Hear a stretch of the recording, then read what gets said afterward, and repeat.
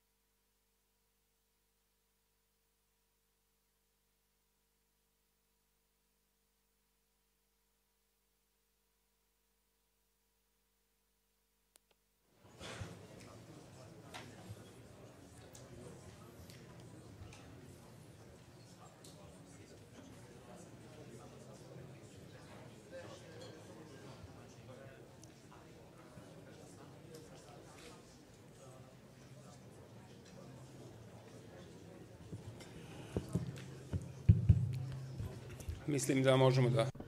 I believe that we can now begin. Distinguished Minister Đukić Dejanović, dear Ms. Nedera, welcome to the conference Investing in Community Resilience organized by UNDP with the support of its regional center in Istanbul in partnership with the Public Investment Management Office and the Belgrade Fund for Political Excellence. In a few minutes, I will be asking Ms. Steljana Nedera, Deputy Resident Coordinator, to open the conference, after which I will be inviting Ms. Đukić Dejanović, Minister without portfolio and head of the Interministerial Group of the Republic of Serbia, for her keynote speech. After this, we will be taking a group photograph of all participants.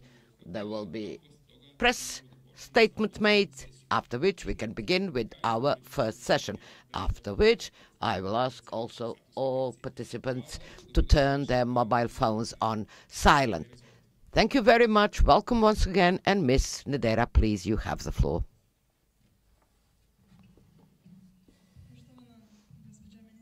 Distinguished Ms. Đukić Dejanović, dear colleagues and participants to the conference, welcome. It is a great pleasure for me to welcome you today at the opening of the conference Investing in Municipal Resilience. UNDP, globally, as well as in Serbia, is working on issues of good governance and development, contributing to resilience so that fragile communities can be transformed into resilient ones.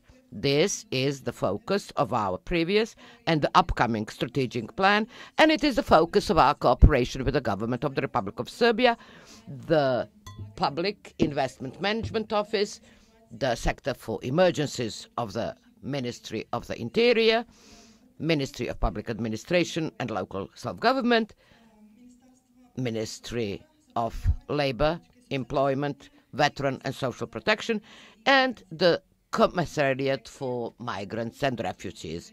Lessons learned are regularly translated into conferences such as this one. This conference UNDP is organizing with the support of its regional center in Istanbul and the Public Investment Management Office, as well as the Belgrade Fund for Political Excellence, and I thank them for many years of partnership and cooperation. The key word of this conference is resilience. Resilience of communities, resilience of societies to natural and human-induced extreme events. Why is this important? Because over time there will be more disasters and they will be more frequent and more severe. Globally, the number of disasters has doubled since 1980, and since 2000, disasters annually take more than $100 billion in damage and losses. Just in 2014, 2.6 million people were affected by disastrous flooding in our region.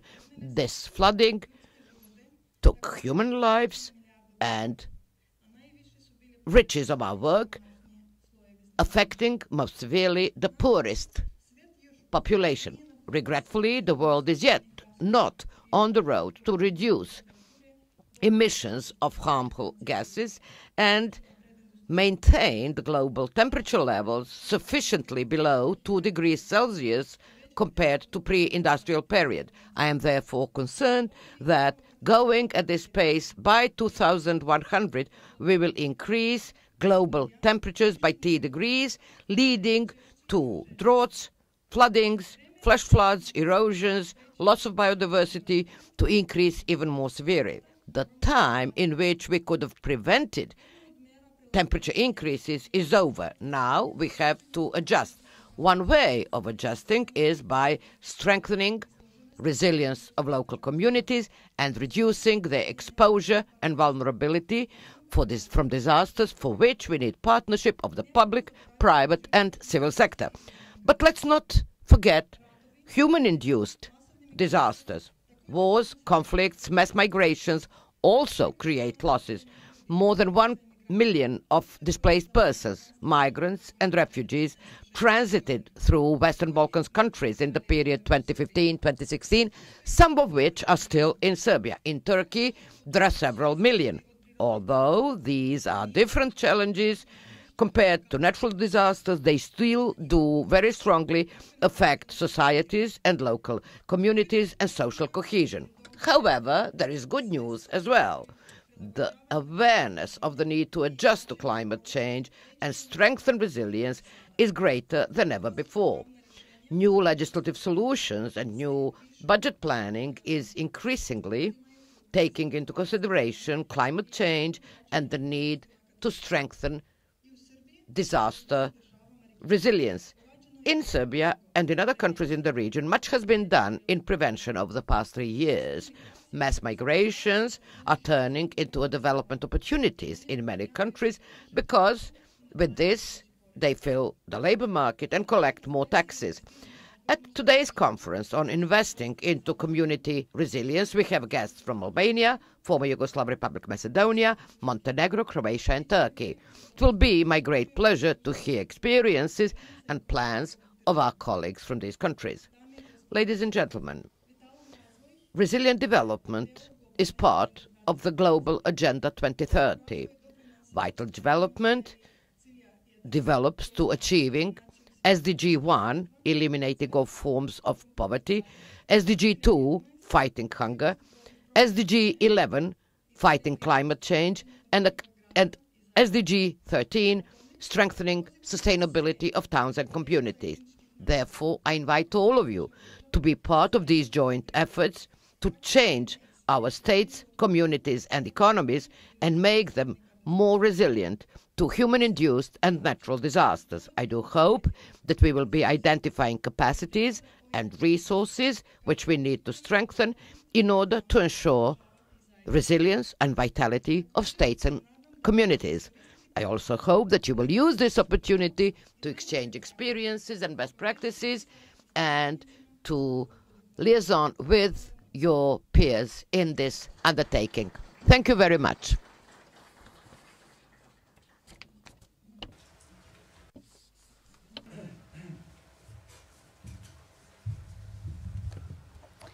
Dame I gospodo, Ladies and gentlemen, esteemed guests who are here to Belgrade, first allow me to wish you welcome here. I hope that you will see that we are good hosts. Dear organizers of the conference from UNDP, from the Public Investment Management Office, from the Belgrade Fund for Political Excellence, it is my pleasure to thank you on behalf of the government of the Republic of Serbia for gathering us here today to discuss this extremely important topic. For resilience and for survival, it's important that information on the topic of investing in resilience to the society are understandable on different levels, both concerning governments and lives. So the policies strengthening vitality and resilience of the society should involve both national and local governments and civil society and vulnerable groups, so that everybody who could be affected could have their voice heard in preparation and in response to emergencies and disasters. The formal and legal framework for such actions could be found in the Global Agenda 2030 of the United Nations. The Republic of Serbia has signed the Agenda 2030 about sustainable development, which obliges us to intersectoral work. Therefore, the implementation of the Sustainable Development Goals, due to their comprehensiveness, goes beyond just the participation of the members of the government and requires, and the government is working on this, requires participation of many more stakeholders from the entire society, representatives of the public, private, NGO sector, the media, the experts, the academia. Cooperation on all levels is necessary for achieving all 17 goals and 169 sub-goals of sustainable development.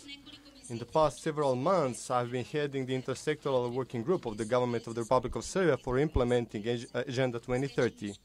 The experience I have gives me the right to claim that sustainable development goals are our roadmap, our chance to achieve having a vital society responsible to every individual and ready to accept changes However difficult they seem to be in certain moments, or intensive, or massive, or unfavorable.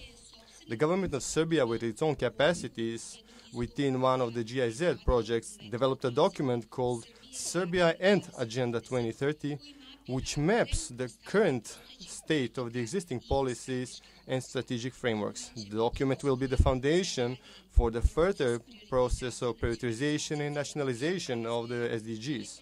And this process is known under the name of MAPS. And we're expecting that we will go through this project in the first trimester of the next year. The key result should be the national program and the strategy of sustainable development in line with the SDGs. Serbia has also shown interest in presenting in 2019 its first voluntary national report and the report on progress at the Economic and Social Committee of the UN. As our advantage, we take the fact that the content of the Agenda 2030 overlaps and matches the contexts of the EU chapters that we are currently working on. European Union defines the resilience of the states as the ability of individuals, communities, households, and country in the region to adapt and to quickly recover from stress and shocks from disasters by strengthening the existing and improving the new capacities, but not just institutional capacities. The global conferences on risk reduction, disaster risk reduction, bring protocols and declarations, and the last one is the Sendai Declaration adopted at the third conference held in March 2015 in Japan, and it gives up frameworks for disaster risk reduction, and it involves the following: implementing the integrated, inclusive, economically structured, legal, social, healthcare, cultural, educational, ecological, technological, political, and institutional measures which prevent and reduce the exposure to risk and vulnerability to disaster, increase preparedness for response and recovery, and therefore strengthen resilience. When we talk about resilience to disasters, the first thing that comes to our mind is natural disasters, those who hit some parts of the world almost every day. And we've also experienced some of them in Serbia. We all remember the great floods that we faced in 2014, which affected 22% of our population, and the damages were 1.7 billion euros. But strengthening resilience cannot be limited just to protection from natural disasters, but also to management, financial, and economic risks. We have to remember the economic crisis that hit the entire world in 2008, disturbed national economies, and faced the world with the loss of workplaces and the social security.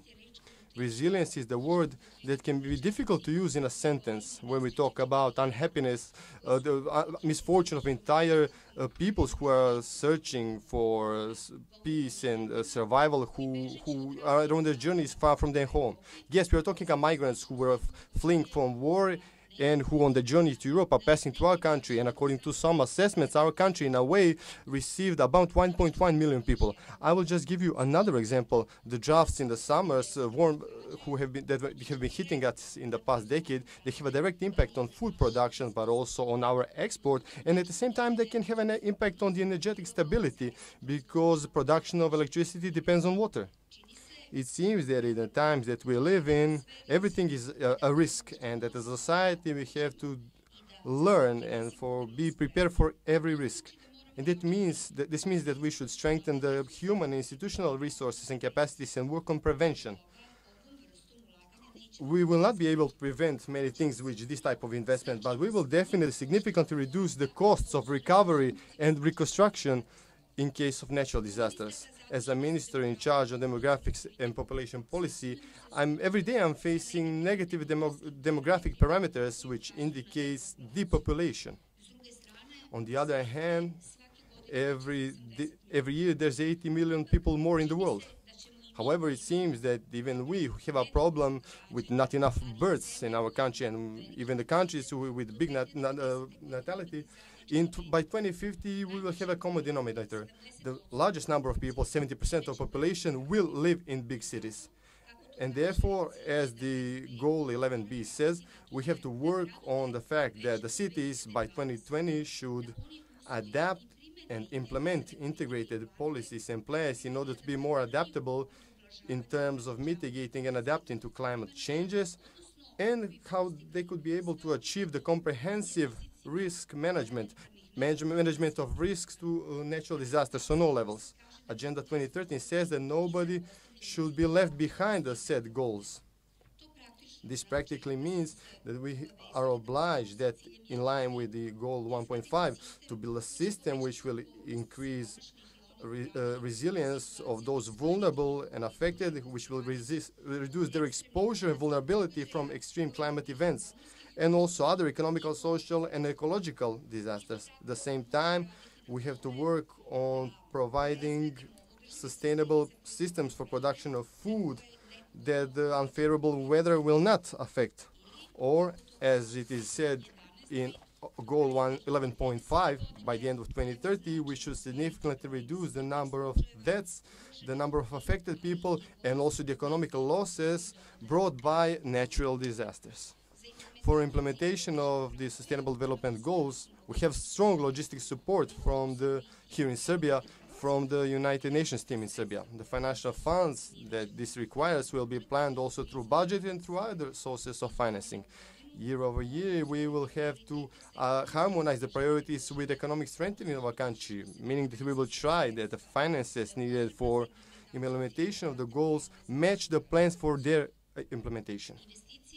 Investments in development of every environment need to be designed and smart, with good assessments of effects that could be that could occur in the future. It's particularly important that the processes reach the level of each local self-government, meaning that they give a stimulus and motivate normal people, individuals. Of course, it is important that everybody is informed about the potential hazards and steps that are taken in order to reduce them. So in this regard, open data that can be searched electronically, that can be read by machines, and that can be used unlimited number of times, are of extreme significance for the entire society. The usefulness of open data in the EU is assessed to over 60 billion euros.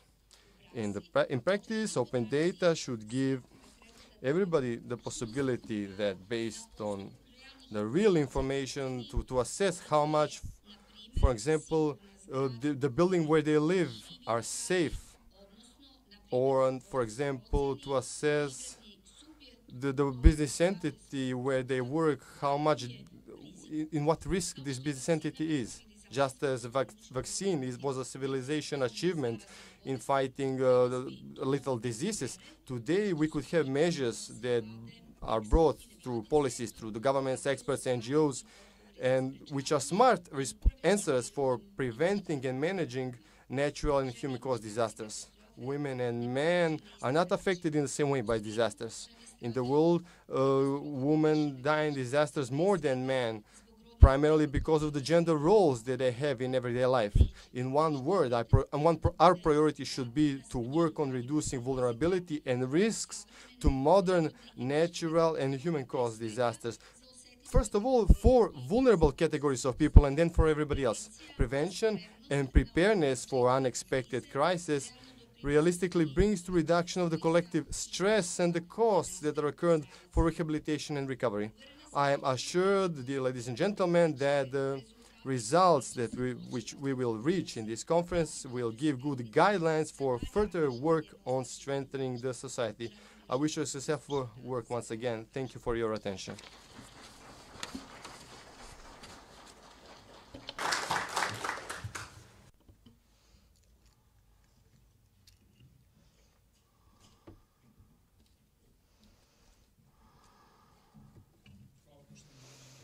Thank you, distinguished Minister. Now I would like to invite all participants to go out into the hotel lobby for a group photo. Thank you.